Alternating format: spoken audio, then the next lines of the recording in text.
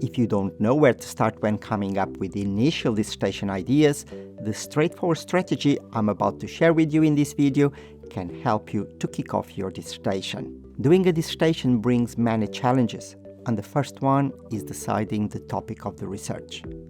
When my students are unable to come up with initial dissertation ideas, my support focuses on breaking down the process into smaller parts, into simple steps that can help them kickstart the process. One way of simplifying the process is by making early preliminary decisions about the who in your dissertation.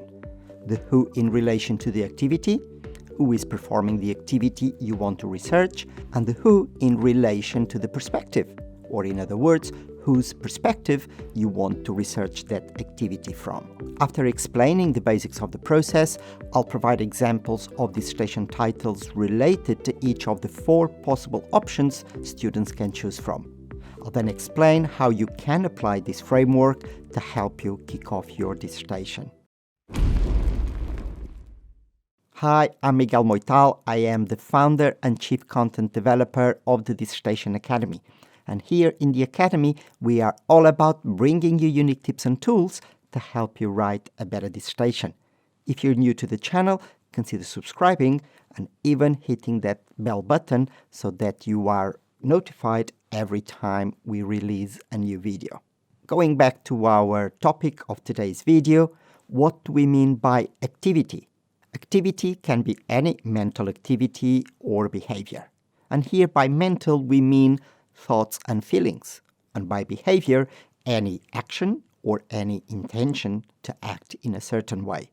So in other words, whose thoughts, feelings, and or behaviors are you interested in? That's one of the questions that you can ask to kick off your dissertation. The perspective is the angle used to look at the activity, or in other words, whose perspective you're going to focus on. And for both activity and perspective, there are 2 options. You can look at the activity and the perspective by focusing on the provider or by focusing on the user, which means we end up with 4 possible foci for your research. So let's look at what the 4 quadrants are. The first one is to focus on what the user does from the provider's perspective. The second one is focusing on what the user does, but from the user's perspective. The third one is looking at what the provider does from a provider's perspective. And the final one is what the provider does, but from the user's perspective.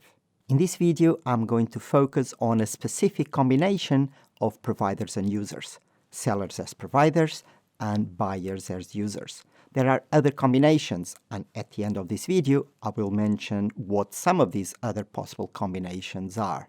If we apply the generic framework to the seller-buyer pairing, we end up with 4 possibilities. You can focus on what the buyer does from the seller's perspective. You can focus on what the buyer does, but from the buyer's perspective. You can focus on what the seller does from the seller's perspective. Or you can focus on what the seller does, but from the buyer's perspective. Let's look at the examples of dissertations related to each of the 4 possible combinations. Combination 1 focuses on what the buyer does from the seller's perspective. And the title here is Communication Styles Preferred by Attendees During Crowding Incidents at Events. So the action is from a buyer's perspective. It's what communication channels are preferred by attendees. And the perspective is the seller's perspective, because this particular research looked at what event organizers think about the preferred communication channels by event attendees. The second option focuses on what the buyer does from a buyer's perspective. And the dissertation example is the antecedents and consequences of bidding behavior at charity fundraising auctions. So the action focuses on what the buyer does. It focuses on attendee bidding behavior. And the perspective is that of the attendee. So this research looked at how attendees saw their attendee bidding behavior. The student could have done pretty much the same research by looking at the seller's perspective. What, for example, auctioneers think about attendee bidding behavior or the organizers of such events. The focus would be the same, the activity would be the same, but the student would have opted to understand a different perspective, not of the attendees, but of the organizers or auctioneers. By the way, if you're starting your dissertation and you want to learn about more great tips and tools to help you kickstart your dissertation, don't forget to look for other videos around the topic that feature in this channel. Quadrant 3 focuses on what the seller does from the seller's perspective. And the example of a dissertation title is an adaptive model of trust development practices in corporate client event agency relationships. So the activity that the student was focusing on was what event agencies do to develop corporate clients' trust, and therefore they are looking at something that a seller does, and they did it from the seller's perspective, from the event agency's perspective. Again, the student could have opted for a different perspective from that of the corporate client. In that case, the student would be focusing on what corporate clients think event agencies do to develop trust. The final quadrant is about what the seller does from a buyer's perspective. And the example of a dissertation is perceptions of greening practices at UK music festivals. So the activity is about what festival organizers do with regards to greening practices. And the perspective is from a buyer's perspective. In this instance, the student focused on previous festival attendees. If you're enjoying this video, don't forget to press the like button so that YouTube thinks that the video is really good and can recommend it to other people who are in the same situation as you, who are keen to find out how they can kickstart their dissertation.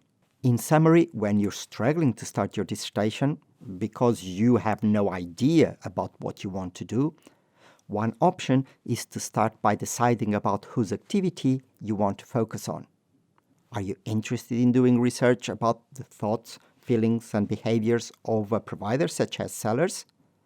Or are you interested in researching some mental or behavioral activity of buyers? Let's assume you've made up your mind about whose activity you want to focus on. You are going to focus on what sellers do. Once you do that, you can then ask the following question. What selling activity am I curious about?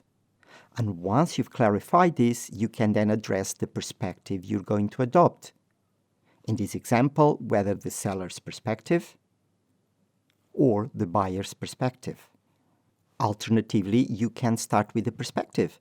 Is your interest on researching something from the perspective of a specific type of provider or a specific type of user? In other words, do you want to do your research, whatever the research is going to be about, from the perspective of a provider, such as sellers?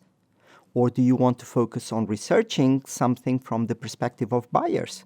Let me give you an example. You may start your research by defining that you want to do a study on a buyer's perspective. For example, collect data on air passengers. And if you've made this decision, the next step would be asking the following question. Do you want to research what air passengers themselves do? Or do you want to focus on the air passengers' perspective about what, for example, airlines do? By making these preliminary decisions early in the process, you can get unstuck while already narrowing down the focus substantially, helping you to find a direction for your dissertation with a view to ultimately find what everyone wants to do, find a specific topic. By the way, once you have a go, let me know in the comments what your activity and perspectives are and why you've opted for them. At the beginning, I promised to give examples of additional combinations of providers and users. So in addition to the seller-buyer combination, we can also think of the employer-employee combination, the influencer-follower combination, the resident-tourist combination, and these are just examples. I'm pretty sure there are other combinations. but I'm using them just to illustrate the point of possible combinations. And if you want to know how this framework applies to these and other combinations of providers and users, consider enrolling on the Virtual Tutor online resource, a video book-based resource containing unique tips and tools to help you write a better dissertation. The details are in the description below. One final point to clarify what the best approach is. Where should you start? Should you start by defining the activity that you are interested in, or by clarifying the perspective you will be focusing on? There is no right or wrong. I've seen students being able to move forward by adopting either approach. Either way will work, and prioritizing one or the other depends on your specific situation. If you want to learn more about great tips and tools to help you write a better dissertation, click on the right-hand side for more videos, and also look at the description below where I include links to videos related to starting your dissertation. Thank you for watching. It's all for now, and see you at the next video.